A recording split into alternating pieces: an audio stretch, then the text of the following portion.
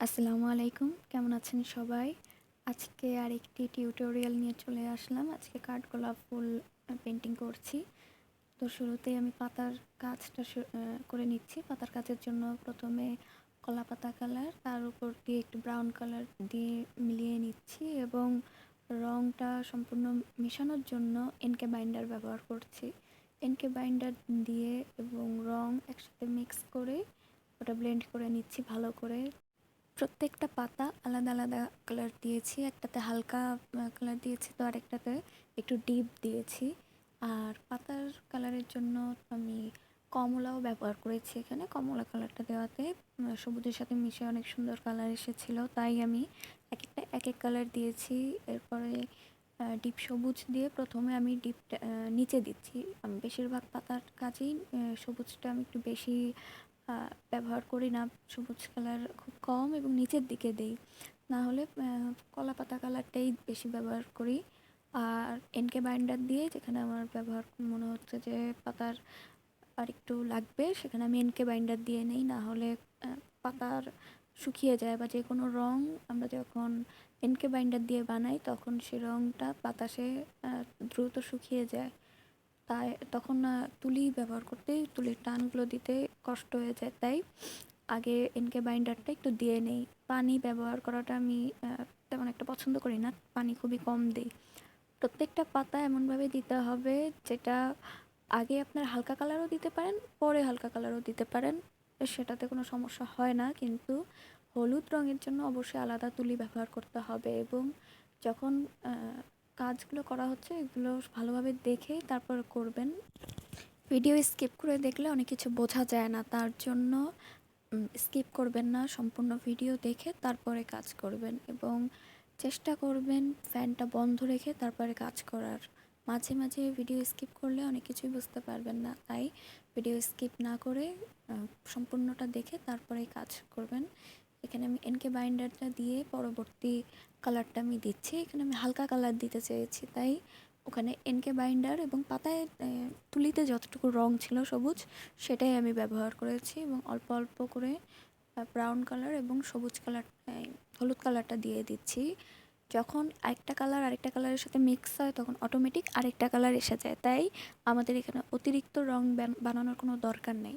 যখন 3টা 4টা কালার বানিয়ে নিব, 3টা 4টা কালার থেকেই আরও 2-3টা কালার এসে পড়ে, তাই এতগুলো রং আলাদা আলাদা করে না বানিয়ে একবারে 2টা রং বা 3টা রং বানিয়ে রাখতে গেলেই অনেক কালার এসে পড়বে। যেমন আমি ডিপ কালারটা বানিয়েছি, ডিপ সবুজের সাথে এনকে বাইন্ডার মিলিয়ে কলা পাতা করে নিয়েছি। তারপরে যখন আমার মনে হয়েছে যে আরেকটু হলুদ দিতে হবে, তো হলুদ রং দিয়ে নিয়েছি। তো এর ফলেই অন্যান্য কালার এসে যায়।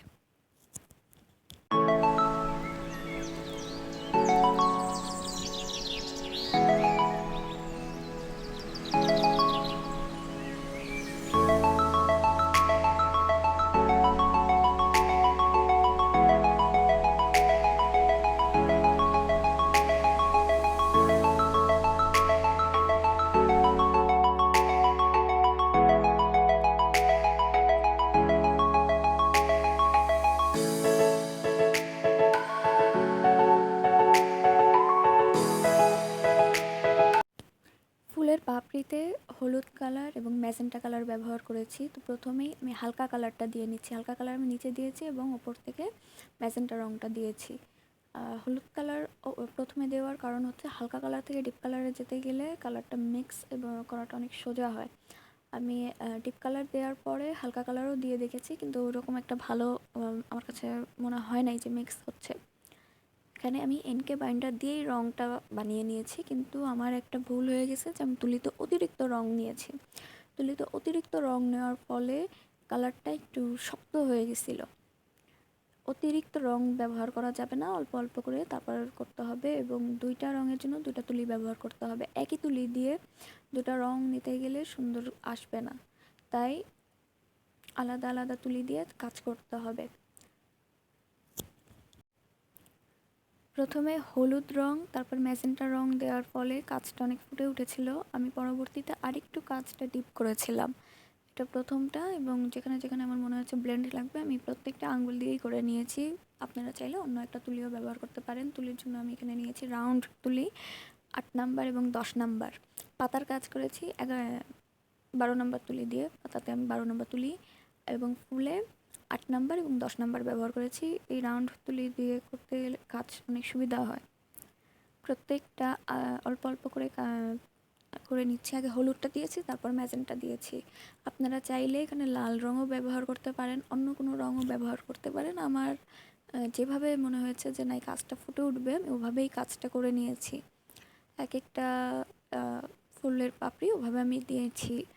আর চেষ্টা করবেন চিকন তুলি আরেকটা নেওয়ার। আমি যখন খুব দ্রুত কাজ করছিলাম তাই কিছু কিছু জায়গায় রং ছড়িয়েও যাচ্ছিল, তো আমার কোনো সমস্যা হয় নাই, যেহেতু আমার নিজের জন্য ছিল তাই ওরকম আমি আর লক্ষ্য করি নাই। এখানে দেখতে পাবেন যে আমি যখন ম্যাজেন্টা কালারটা হলুদের সাথে আমি দিচ্ছি তখন অটোমেটিক একটা কমলাটে কালার এসে যাচ্ছে একটা। তাই আমার এখানে অন্য কোনো রং আবার কমলা রং বানিয়ে নিতে হয় নাই।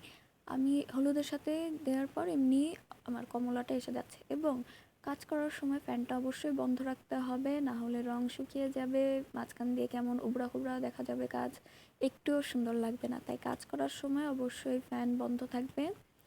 এবং যখন যদি মনে হয় যে রংটা আরেকটু ঘন লাগবে বা রংটা আরেকটু ডিপ লাগবে, তাহলে আপনারা আরও কালার দিয়ে নেবেন। কিন্তু সুন্দর করে মিক্স করে নিতে হবে এনকে বাইন্ডারটা এবং সম্পূর্ণ কাজ করে নিতে হবে। আমি হাফ সিল্ক কাপড়ে করেছি, আমি অ্যাপ্রিটন ব্যবহার করিনি। আপনারা চাইলে অ্যাপ্রিটনও দিয়ে নিতে পারেন। আমি অনেক কাজেই অ্যাপ্রিটন ব্যবহার করি না, হাফ সিল্কে খুব কম ব্যবহার করি। যত দ্রুত সম্ভব তুলির টানটা শেষ করে দিতে হবে এবং দ্রুত এটা মিক্স করে দিতে হবে। আমার কোনো কোনো ফুলে এমন হয়েছিল যে ভালোভাবে মিক্স করতে পারি নাই, ফ্যান চলছিল, তাই আমার ভুল হয়ে গেছে। তা আপনারা এই কাজটা করবেন না, যত দ্রুত সম্ভব এক একটা টান শেষ করে ফেলবেন। আজকের ভিডিওটি কেমন লাগলো অবশ্যই জানাবেন। আমার কিছুটা এখানে ভিডিও স্কিপ হয়ে গেছে আমার শেষের দিকে, তো ওইটা আমি ছবিতে দেখতে পাবেন। আমি পরবর্তীতে একটা ডিপ কালার বানিয়ে ওপর দিয়ে আমি আউটলাইন দিয়েছিলাম, সেটা ছিল ডিপ ব্রাউন কালার, একদম ব্রাউনও না, ডিপ রেড বলা যায়। আর লালের সাথে একটু সবুজ রং মিক্স করে ওই কালারটা বানিয়েছিলাম। অল্প একটু সবুজ দিতে গেলেই ডিপ একটা লালচে ব্রাউন কালারটা এসে যায়, ওই কালারটা অনেক সুন্দর লাগে।